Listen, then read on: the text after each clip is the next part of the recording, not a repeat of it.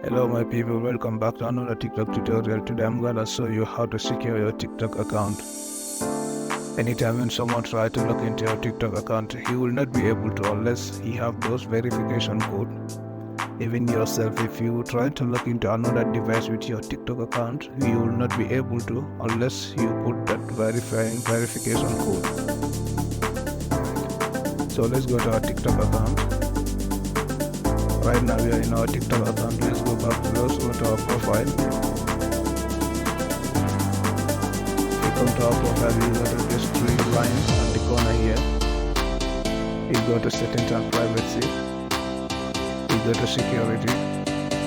From there we click on two-step verification.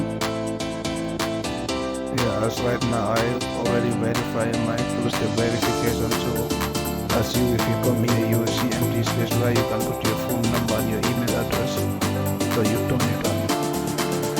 By doing so, anytime you want to log into another device on your TikTok account, you have to put two-step verification code. Right, so that's what all I have for you today. See you in the next video.